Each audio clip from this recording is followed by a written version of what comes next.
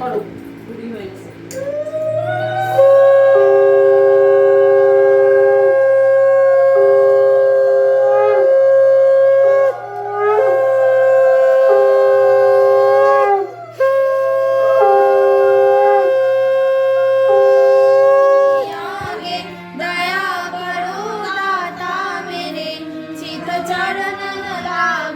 जन्म जन्म रही भूल में नहीं पाया वेगा काल कर्म के जाल में रही भोगत खेदा जगत जीव भर मत फिरे नित चारो खानी ज्ञानी जोगी पीर रहे सब मन की हानि भाई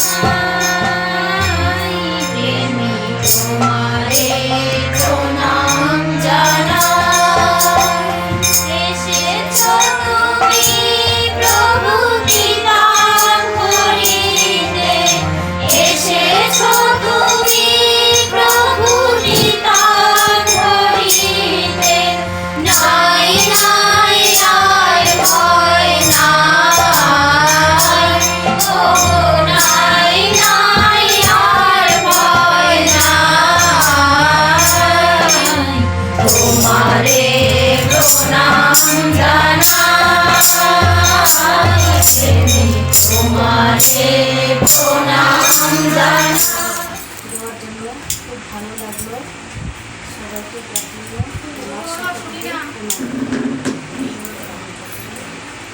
সবাইকে জয় গুরু।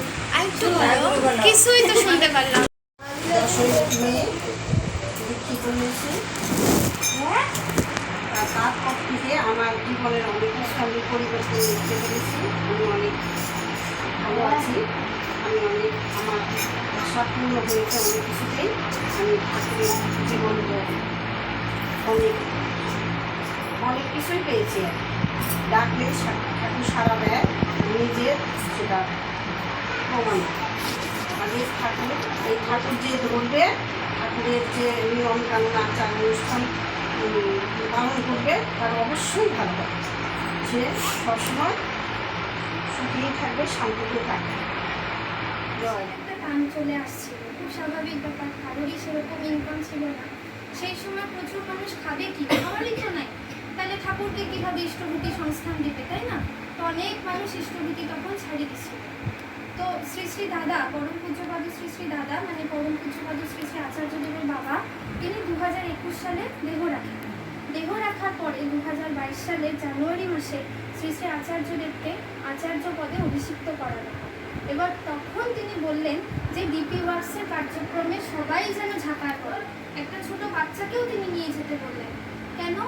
তার কারণ প্রত্যেকটা মানুষের কাছে বললাম শেপ, জীবনের শেপটা যদি ঠিক রাখতে চাই তাহলে আচার্যদেবকে দাঁড়া হিসেবে রাখতেই লাগবে। আমার স্পাইনি যদি না থাকে, স্পাইনি যদি কোনো প্রবলেম হয়, আমি কিন্তু দাঁড়ায় কথা বলতে পারবো না।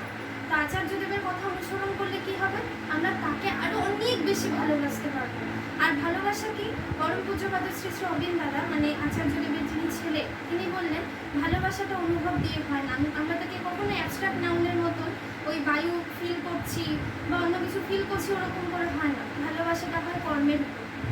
ঠাকুর শ্রী শ্রী ঠাকুরের তার সত্যানুসরণ যে ছোট গ্রন্থটা এইবারই মাটা পাঠ করলেন, ওখানে লিখছেন যে আমি ভালোবাসি ভালোবাসি বলি অথচ তার জন্য কিছু করি না। এটা বলাও যা, সোনার পেতলে ঘুঘুও দেয়। হ্যাঁ, সুতরাং যাকে ভালোবাসবো তিনি কিসে খুশি হন, তিনি কিসে ভালো থাকেন, সেটার দিকে আমি সবসময় আমার নজরটা থাকবে। আমি এমনটাই তাকে ভালোবাসি। আমাকে খুব ভালো লাগছে, মানে এত মা আসছে।